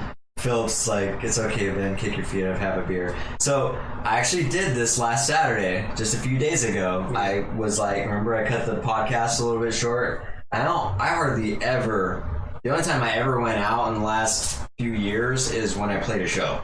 Yeah, you went to go hang out with your friend that you haven't seen in a while, right? So. Exactly. And so, I actually put off work to go do that too. Because that was also a night I still had some CAD drawings to do, and I was behind. And so I was like, you know what? Maybe I will go have a beer. Your social life does matter for your mental health as well, so. Well, especially, yeah, because I don't do it much. So I was like, it's refreshing. It's like a little bit of a recharge, Let some of my good friends know that, like, I'm still here. I'm still a good friend. Are we still good for, like, I'm still here for a good conversation. Like, it's just a good feeling. So I did kick back. I did kick my feet up, and yeah, it was refreshing. But I don't see me doing that very often. I just haven't done that very often. So, what did Jim say? I did that for about 10 years. He's talking about getting low amounts of sleep. Oh yeah. He was in his mid-30s. Same age, huh? Now he gets his naps. Is it what happens is you. In your 20s, you're like, I'm good. You're good. You hit your 30s. I'm just making a funny joke here, but it might be a little theory. You hit your 30s, you're like, shit, I gotta get something done. Sleep deprive yourself and work your ass off. That's what Ben's doing. Sounds like that's what my grandpa did. Yeah. Maybe I'm that's playing catch up, you know what I mean? Yeah. Well, I feel like a lot of people do that probably, right? Probably, They're like, all right, I had fun in my 20s. Now it's time to get serious. The real growing up on average comes in the 30s, in your mid-30s. I would say that's what I'm saying. I wouldn't even classify people as adults until at least 25. You know what I mean? That's like a young adult. You know what I mean? 18 is still a fucking kid. Oh, absolutely. 21 is still a kid, pretty much. Absolutely. I would say even 25 is... 25 is a little young. And actually, if you think about it, you're still growing until about 25 to 27, somewhere in that range. Physically or mentally? We know mentally, but physically. Okay. Kind of. Well, not like growing in the sense that you're thinking, but until that age, your body is producing more cells than they're dying. And then after that age, you start losing more cells. So I think maybe right there is where we should start counting people as adults. Yeah, that's a good point. You're like you're fully done growing. You know what I mean? You're done. And to that point, like, I could take a nap anytime if I wanted to. There's been times where driving usually makes me tired, and especially if I do a lot of driving. and I'll feel that feeling, I'm like, dang, dude, I'm like, I could, pull over and fall asleep probably right now if I really wanted to. So that's something I've always pushed through recently in the last, X amount of years. I've seen you take one nap since I've lived here. Yeah, and that's when I'm you were pooped. I think it was after the 4th of July. I think it was the day after that or something, because you and I stayed up till 1. Yeah, you and Malia had went out and then came back, and then Malia was sitting in the living room and it was really quiet. I'm like, where the fuck have you been at? I looked down the stairs and you're just fucking sprawled out in the bed, passed out. I was like, oh, he tired. He's sleepy time. Yeah, man, you know shit's real when I'm taking a nap. That means I just cannot even keep my eyes open or function, period. I'm surprised I remembered that was after the 4th of July. That's crazy. It doesn't happen very often. That's why you remembered it. I remembered it that well. I was trying to think of the context of that. That might be the first time or the only time I take a nap in the next 5 years, probably. I don't know. Yeah. Or maybe it might ramp up. Who knows? Maybe I'll start taking 3 to 5 naps a year now. I think I take a nap once a week. I mean, it's great. It's a great feeling. It's always a shitty feeling for me. Most of the time. Because I always oversleep when I nap, and then I feel groggier when I wake up half the time. It's a good feeling for me because if I do feel like I can take a nap, I still had a bunch going on too, though, and I just forced it. So I almost kind of woke up with oh shit, now I gotta take care of this, and this. I can't remember what it was, but I very specifically, I remember there's something important that I needed to do, and I put it off because I was just slammed. I was tired. And so I can't remember what the hell I was now, but it put me back. It put me behind, and then almost gave me more pressure. Really, I was like, damn it! Now it's gonna roll over to this day. That's how busy my life is, because if I don't do it, it just rolls over, and a lot of my days are already planned out ahead. This whole week, I had planned every day what job I was gonna do, and even planned out if this job went a little further than this, then I'd have to shift this to this. It's all planned out. Mm-hmm. And so if I do that and I don't stick to that, it just puts it behind, and then more stuff gets added to that on top of it being behind, and it just is it just snowballs, as they say. Right. Bill said, "What's up with everyone, and these energy drinks?" That's a good point. I just had one today. Not an energy drink, but you seen that coconut espresso drink? Right. Yeah, I think what he's talking about was Monsters and shit like that. That fake energy bullshit. Synthetic energy. A young person thing. Although I see a lot of older people drinking that shit too. It's really weird when you see a fucking 40-year-old drinking a Monster. You're like, shut the fuck up, man. Yeah. You drink coffee like a normal person. What the fuck? I think that way about Mountain Dew. I agree with the Mountain Dew, yeah. It's bro, that's silly. You're 40 and you drink a Mountain Dew. Yikes. I'm sure someone on this podcast is drinking something like that. No offense. Let's get to your Mountain Dew is the most kid thing. Kids soda, right? It is, yeah. If you said a Pepsi, I'd I can see it, but a fucking Mountain Dew. You ever remember that Surge? Yeah. Dude, I loved that when it came out. Me too. I wouldn't drink it now, but Surge and Squirt, I love those. Me and my good friend Lil Josh, we used to get down on Surge, man. Yeah. By the case. Right. What's your rant, man? Oh, right. Okay. Let me see. What is the rant? The rant is half-assing. Perfect. Oh, okay. Man, I wish we'd have left more time for this one. I know, right? Fuck, I forgot it was half-assing. Now we were really gonna half-ass this topic now.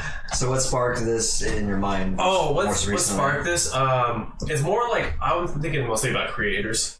There's a really good example. Cardi B.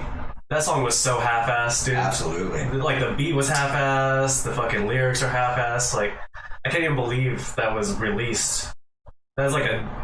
That's an early demo track. All right, we started off with an idea. Now let's grow on that idea. And they're like, no, let's just release it. But that's not what I was thinking. I was thinking about that's a great point, though. What did spark that? I was thinking we were watching a catalyst. We were watching the soundtrack to Harry Potter, an analysis of it. And like the first three Harry Potter films are composed by John Williams, who's the composer also for Star Wars and Jurassic Park. But the composers that came in, so like I don't know if you've watched those movies, right? The Harry Potter movies. Yeah. Have you seen all of them? I don't know if I've seen all of them. Okay, well they start off with like this really great soundtrack that's really memorable and stuff, and then they change composers later in the series, and then the new composers like kind of ditched what John Williams did and put in like these like really fucking basic like half-ass fucking soundtracks that really suck. And it's just like, why be a creator if you're just gonna half-ass things? You know, like you ever been like in bands, for instance, you know, you'll have like a bass player that'll like half-ass learn the song and like barely play it. And it's just like, why even do something creative if you're gonna half-ass it? You know, if you're gonna do like a shitty drawing or you're gonna, you know, barely write a song, like what's the fucking point? I agree. It's just it's disturbing. It's annoying. It's really annoying. What's even more annoying is what I just wrote down. About half-assing is, on average, majority of people admire it. Now, I'm trying to figure out why. Oh yeah, 75 million viewers for Cardi B shit is a perfect example. Yeah. Is it because I thought about this also, like in thinking about my business. When people are looking for cheap, that's half-assed. Right. People want cheap. They almost are gravitating towards the cheap. When you should be gravitating towards quality stuff. Right. Not even just products, just quality relationship. This can be a quality everything. Yeah, you see what I'm saying? It's always about the cheap and the quick, which is half-assed. Cheap and quick can always be related to half-assed. And it'll always cost you something in the long run. I'm not just talking about money. It'll cost you something. Yeah. And this will be applied to anything. Yeah. Why is that, though? I'm trying to figure out. Is it because they don't... It's either because they don't know any better, they've been taught that, or they half-ass their own expectations.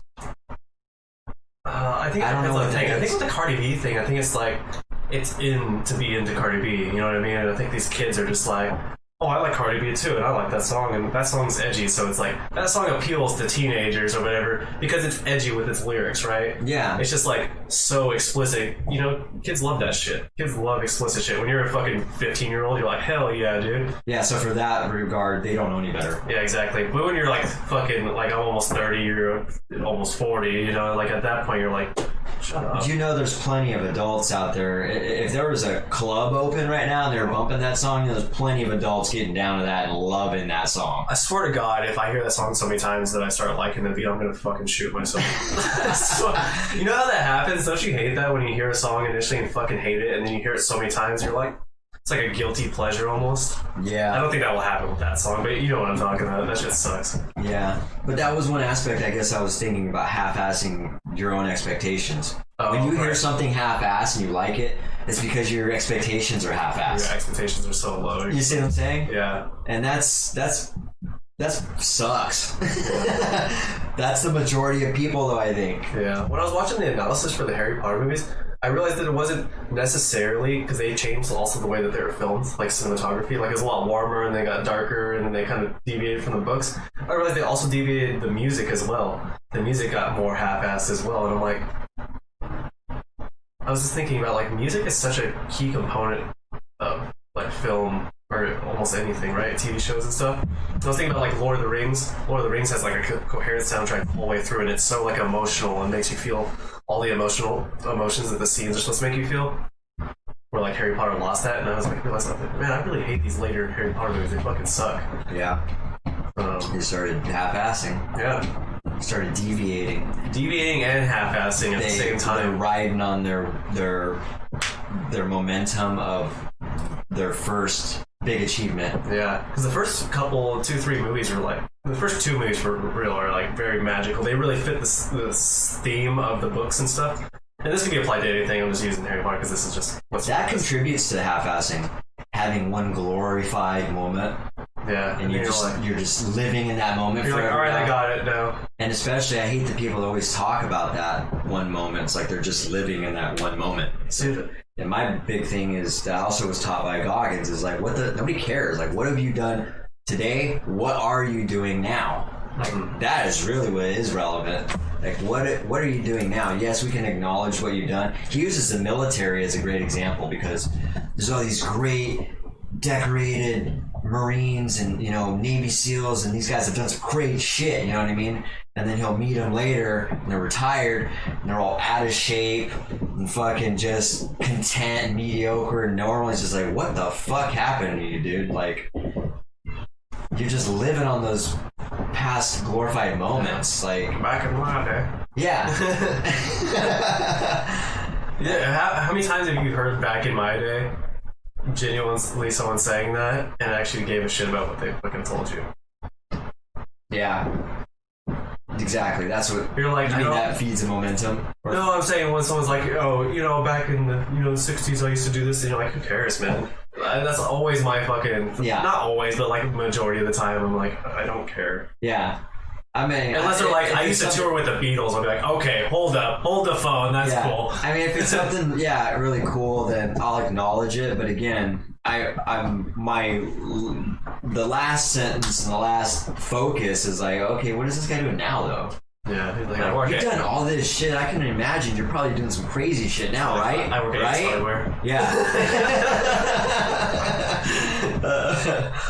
It's depressing, man. There's a lot of people that are doing that, though. So I hope I learn from that. And I just want to, see you later, Jim. Thanks for stopping by, man. Yeah. And so I just want to be better until I'm dead at everything. I want to get better at exercising. I want to get better at fucking making money. I want to get better at my parenting. I want to get better at relationships. I just want to be better, not look back and like, those are the best days of my... Not even that.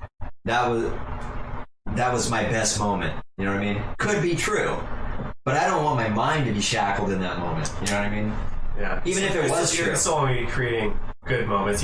One moment has to be your best moment, so yeah, you can still create other great moments. But you could always have your best moment. Could always be tomorrow too, though. Yeah, you could have another best moment. Exactly.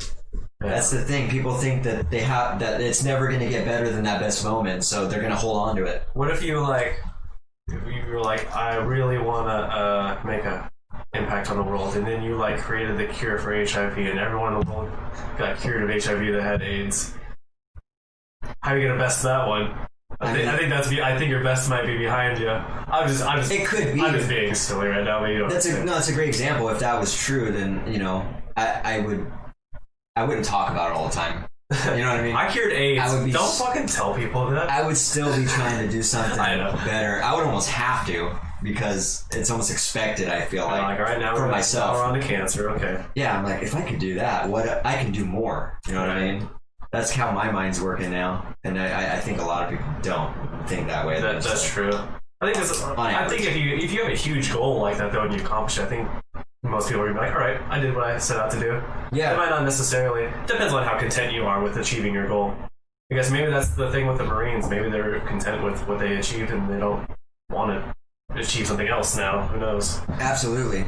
And that's good. Like, they're content with what they've achieved, but living in that moment all the time, I think is bad for your mental health. I think, because you're stuck. I think you're stuck.